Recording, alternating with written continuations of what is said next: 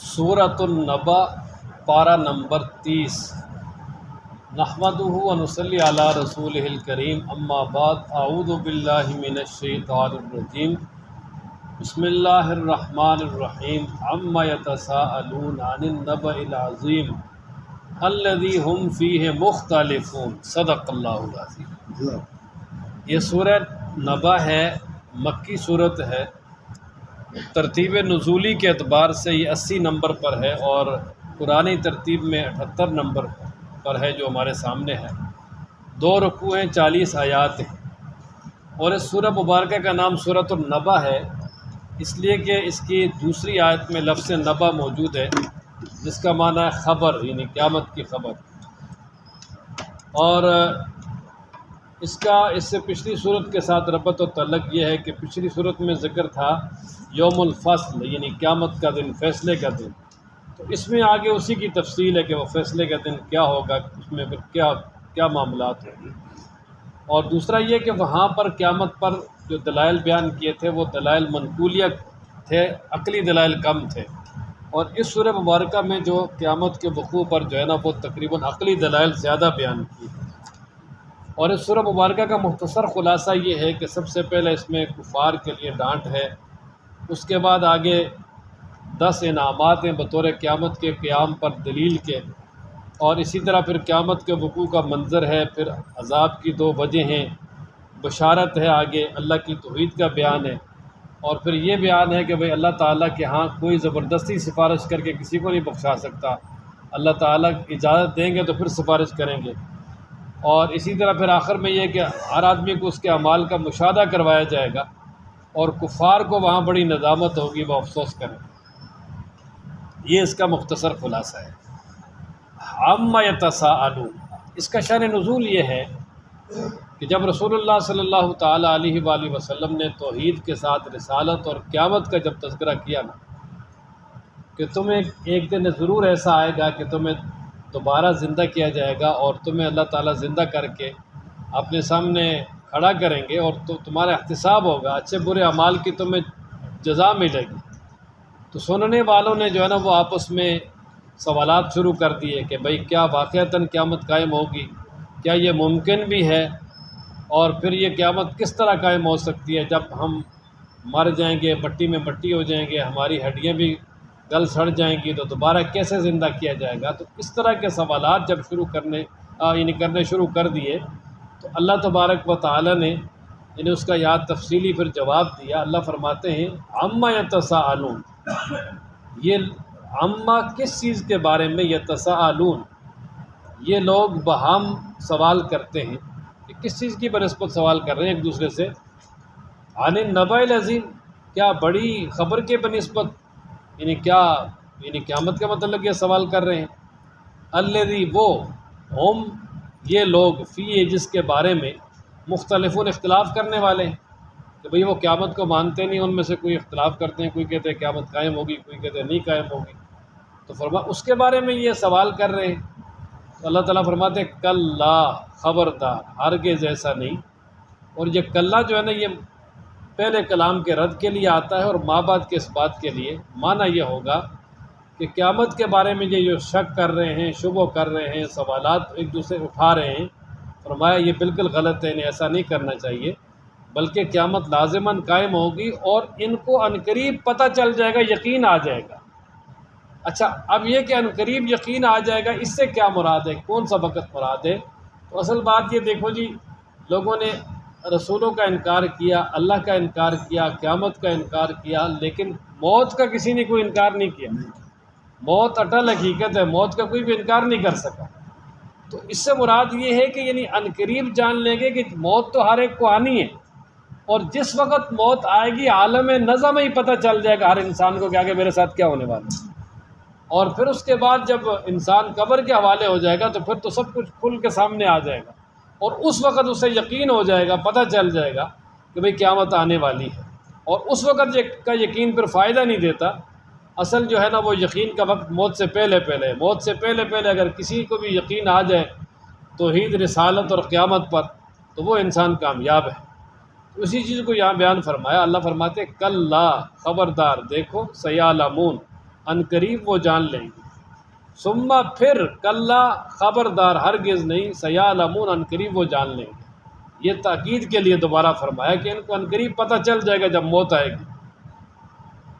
الم نجعل الارض مہادا، اچھا اب اللہ تبارک و تعالیٰ نے جو انسانوں کو 10 بڑی نعمتیں عطا کی ہیں، اللہ تبارک و تعالیٰ ان کا تذکرہ کر کے قیامت آنے پر استدلال کر رہے ہیں کہ جو رب ذوالجلال یہ کام کر سکتا ہے، تمہیں یہ نعمتیں دے سکتا ہے، تو کیا وہ دوبارہ قیامت نہیں قائم کر سکتا؟ اصل لب لباب ان کا یہ ہے۔ سب سے پہلے اللہ تعالیٰ ارشاد فرماتے ہیں، پہلی نعمت زمین ہے جی، الم نجعل الارض، کیا ہم نے نہیں بنایا تمہارے لیے زمین کو مہادا، بچھونا، کہ جس طرح ایک بچھونا نیچے بچھایا جاتا ہے، گدا بچھایا جاتا ہے، یا جس طرح وہ گہوارہ ہوتا ہے بچوں کے لیے، بچے اس میں آرام کرتے ہیں، تو اسی طرح اللہ تبارک و تعالیٰ نے زمین کو بھی تمہارے پاؤں کے نیچے بچھا دیا۔ اب اس کے اوپر انسان چل سکتا ہے، پھر سکتا ہے، لیٹ سکتا ہے، سو سکتا ہے، راستے بنا سکتا ہے۔ وہ اللہ تبارک و تعالیٰ نے اس زمین کو انسان کے لیے اتنا خوشنما بنا دیا کہ انسان کے زندہ رہنے کے بھی جتنے اسباب ہیں، اور اسی طرح انسان کی جتنی ضروریات ہیں وہ بھی، اور دیگر انسان کا رہن سہن ہے، وہ سارے کے سارے اس زمین کے ساتھ متعلق ہے۔ تو جب اللہ تبارک و تعالیٰ اتنی بڑی زمین بنا سکتے تو وہ قیامت میں تمہیں دوبارہ بھی زندہ کر سکتے۔ دوسری والجبال اوتادا، دوسری نعمت، اور پہاڑوں، اور بنایا پہاڑوں کو، کیا ہم نے نہیں بنایا پہاڑوں کو اوتادا، کیل، میخ، یہ اوتاد یہ وتد کی جمع، وتد کہتے ہیں کیل کو۔ اب دیکھیں نا کہ کسی بھی چیز کو مضبوط کرنا ہو تو اس کے ساتھ ملا کر اس میں کیل لگائی جاتی ہے، تو یہ جو پہاڑ ہیں اللہ تبارک و تعالیٰ نے ان کو زمین میں بطور کیل اور میخ کے پیدا کیا ہے۔ وجہ یہ ہے کہ جس وقت اللہ تعالیٰ نے زمین کو پیدا کیا تو کچی مٹی تھی، وہ لرزنے لگی، اب اس کو مضبوط کرنے کے لیے اللہ تبارک و تعالیٰ نے جگہ جگہ بڑے بڑے پہاڑی سلسلے بنا دیے۔ اب وہ جو پہاڑ زمین میں گاڑے ہیں یہ زمین کی مضبوطی کے لیے ہیں۔ اور اب دیکھیں گے آپ دنیا کے کسی بھی خطے میں چلے جائیں تو ملے جلے دونوں طرح کے ہیں، کسی جگہ میدانی زمین ہے بہت زیادہ، پھر آگے پہاڑی سلسلہ شروع ہوگا بہت لمبا چوڑا۔ اب ہمارا یہ ملک پاکستان ہے، اب اس میں بھی دیکھیں دونوں چیزیں۔ اب اس کے بعد کسی بھی ملک میں چلے جائیں، دنیا کے کسی بھی براعظم میں چلے جائیں تو وہاں یہ دونوں چیزیں آپ کو نظر آئیں گی، پہاڑ بھی ہوں گے اور ہموار زمین بھی ہوگی۔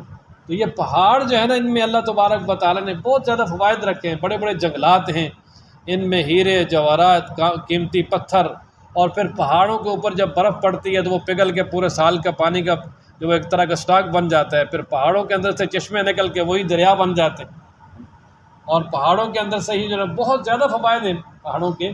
تو گویا کہ پہاڑوں کا مین مرکزی فائدہ جو ہے نا وہ یہ ہے کہ یہ پہاڑ زمین کی مضبوطی کے لیے بنائے ہیں۔ تیسری نعمت وَخَلَقْنَاكُمْ أَزْوَاجًا، اور ہم نے تمہیں پیدا کیا جوڑا جوڑا۔ اب دیکھیں کہ اللہ تبارک و تعالیٰ نے ہر چیز کو جوڑا جوڑا بنایا، انسانوں کا بھی جوڑا بنایا، مرد عورت۔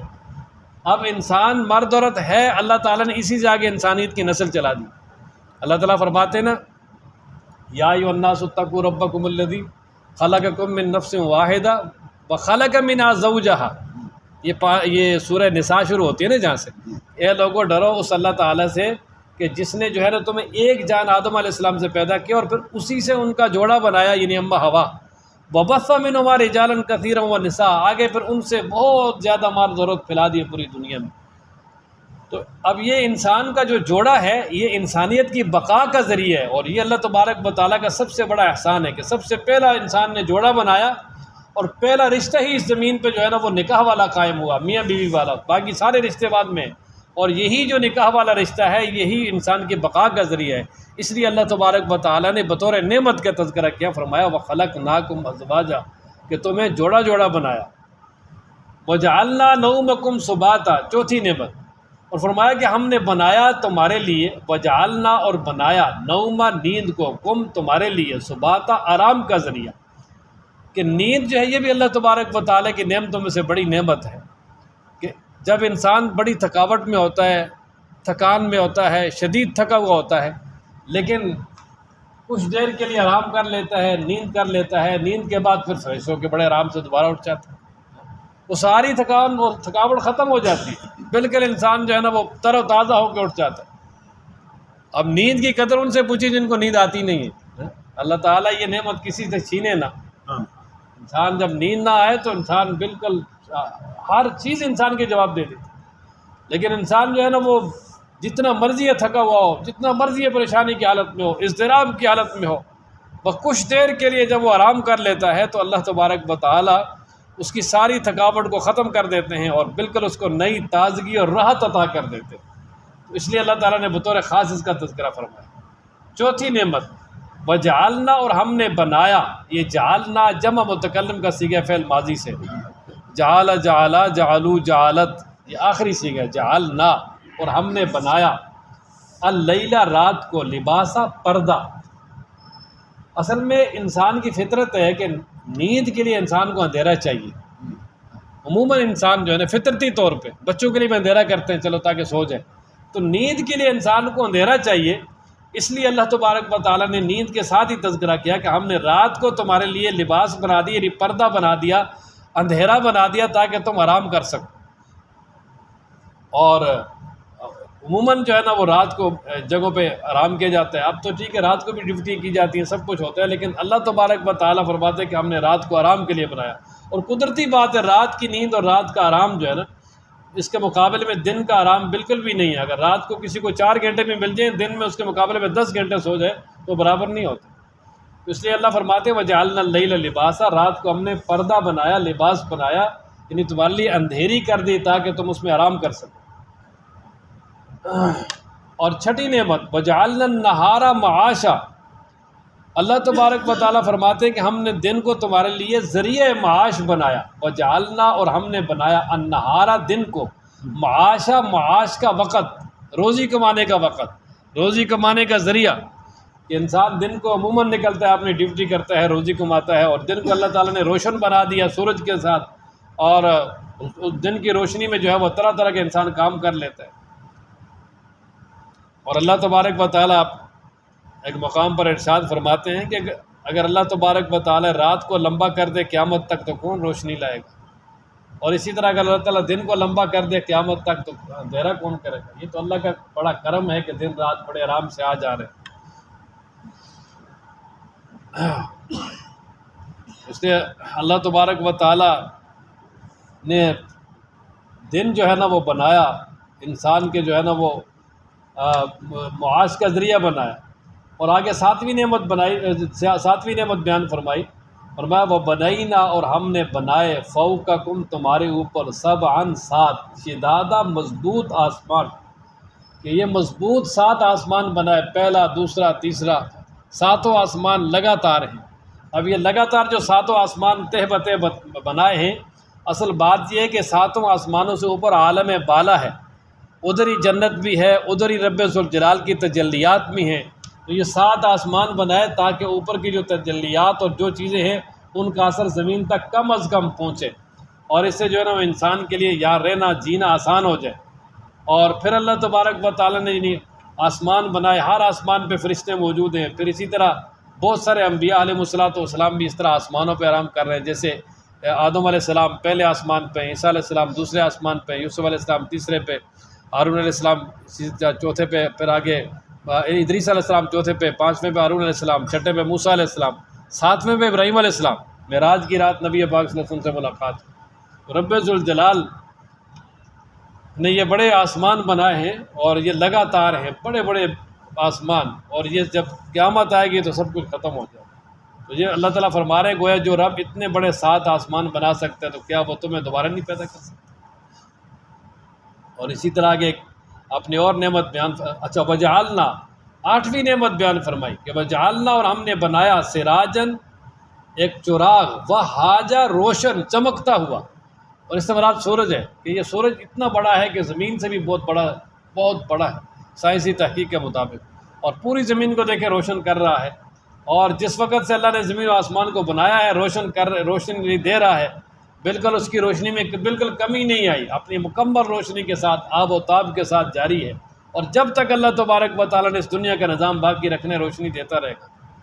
بلب لگاتے ہیں وہ بھی خراب ہو جاتے ہیں، روشنی کم ہو جاتی ہے، لیکن اس کی روشنی کم۔ یہ جو عالم سفلی عالم ہے، نیچے عالم زہری جو ہے، اس کو روشن کرنے کے لیے اللہ تبارک و تعالیٰ نے سورج کا انتظام کیا۔ وجعلنا سراجا وہاجا، اور ہم نے بنایا چمکتا ہوا روشن چراغ سورج۔ 9ویں نعمت تھی وَأَنزَلْنَا، اور ہم نے اتارا من المعصرات، نچڑنے والے بادلوں سے، ماءً پانی، سجاجہ بہت زیادہ، سجاج کثیر پانی، وَأَنزَلْنَا، اور ہم نے اتارا من المعصرات، نچڑنے والے یعنی ایسے پانی کے جو بادلوں سے بھر جائیں اور بھرنے کے بعد پھر آگے تھوڑا تھوڑا پانی جو ہے نا اس سے ٹپکنا شروع ہو جائے، ماءً پانی، سجاجہ کثیر بہت زیادہ، یہ اس کا لفظی معنی ہے۔ اور بعض حضرات نے اس کا جو ہے نا وہ محاورہ معنی کیا ہے کہ ہم نے نچڑنے والے بادلوں سے موسلا دھار می برسایا، وہ محاورہ معنی ہے، لفظی نہیں ہے۔ اور اب آگے 10ویں نعمت کہ وہ پانی کیوں برسایا، فرمایا لنخرج بھی، تاکہ ہم اس کے ساتھ نکالیں حبا غلہ و نباتا، اور جڑی بوٹیاں، کہ آسمان سے بادل برسایا یعنی بارش برسائی تاکہ اس کے ذریعے زمین سے غلہ بھی اگے تاکہ لوگوں کو فائدہ ہو، اور اسی طریقے سے جو ہے نا وہ نباتات تاکہ جانوروں کا فائدہ ہو، وجنات الفافا، اور گھنے باغات، وجنات باغات، الفافا گھنے باغات۔ اللہ تبارک و تعالیٰ نے یعنی بارش کے ذریعے بہت بڑے بڑے باغات، بڑے بڑے ایسے جنگلات ہیں کہ جہاں انسان چل چل کے بھی جو ہے وہ تھک جاتا ہے، پورے ہی نہیں ہوتے۔ جب ایک پہاڑی سلسلہ، پہاڑوں میں جب جنگلی سلسلہ شروع ہو جائے تو وہی ختم نہیں ہوتا، کہاں سے کہاں چلا جاتا۔ یہ ادھر پنجاب میں چھانگا مانگا بڑا مشہور ہے، ادھر ہماری طرف جو ہم سے آگے ایک جنگل ہے، وہ 3 چوکیاں ہیں وہاں یعنی محکمہ فارسٹ کی، اور کوئی آدمی بھی آج تک ان کو سر نہیں کر سکا، بہت بڑا سلسلہ ہے۔ ایک جو ہے نا وادی میں جاؤ وہ ختم ہو، آگے دوسری شروع ہو جاتی، بندہ کہتا ہے بس یار میں بس یہاں تک یہ، پھر آگے جاؤ اس سے آگے اور شروع ہو جاتا۔ رب تعالیٰ کے بڑے وسیع جو ہے نا وہ ذخائر ہے ہر چیز۔ وجنات الفافا، اور گھنے باغات۔ اچھا اب یہ ان نعمتوں کو ذکر کرنے کے بعد اب آگے اللہ تبارک و تعالیٰ فرما رہے ہیں کہ ان یوم الفصل کان میقاتا، کہ یہ جو نعمتیں دی ہیں، یہ سارا نظام چلایا ہے، تو ظاہر ہے یہاں دنیا میں لوگ رہتے ہیں، ظالم بھی ہے، مظلوم بھی ہے، یہاں تو پورا انصاف کسی کو نہیں ملتا، تو کوئی نہ کوئی ایسا انصاف کا دن ہونا چاہیے کہ جس میں سب کو کیا ملے جی، انصاف ملے۔ تو اللہ تعالیٰ نے بتا دیا کہ ان یوم الفصل، بے شک فیصلے کا دن، کانا ہے میقاتا، مقرر، کہ اللہ تبارک و تعالیٰ نے فیصلے کا دن مقرر کیا ہوا ہے، اس دن سب کے درمیان اللہ فیصلہ کرے۔ دنیا میں کوئی بھی ایسا نہیں رہے گا کہ جس پہ ظلم ہوا اور وہاں اس کے ظلم کا بدلہ نہ دیا جائے، سب کے درمیان فیصلہ ہو جائے۔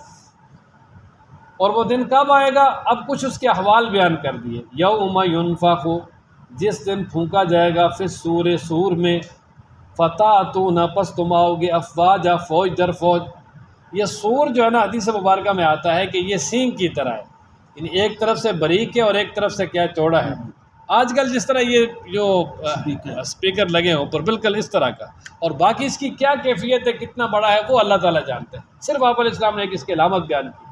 اور اس طرح فیل جو ہے، جو بہت بڑے فرشتے ہیں، وہ انتظار میں ہے کہ کب اللہ تعالیٰ کی طرف سے حکم آئے، اور پھر اس کے اندر جب پہلی مرتبہ جب اس میں وہ پھونک ماریں گے تو اس کی وجہ سے اتنا بڑا دھماکہ ہوگا کہ ساری زمین پہ زلزلہ بپا ہو جائے گا، اور سارے کے سارے فسائے کا من فی السماوات و من فی الارض، آسمانوں اور زمینوں میں جو ہے سب بے ہوش ہو کے گر پڑیں گے، کچھ بھی نہیں رہے گا، ہاں الا جو حاملین عرش ہیں اور جن کو اللہ تعالیٰ بچانا چاہیں گے فرشتے، وہ رہیں گے، باقی سب ختم۔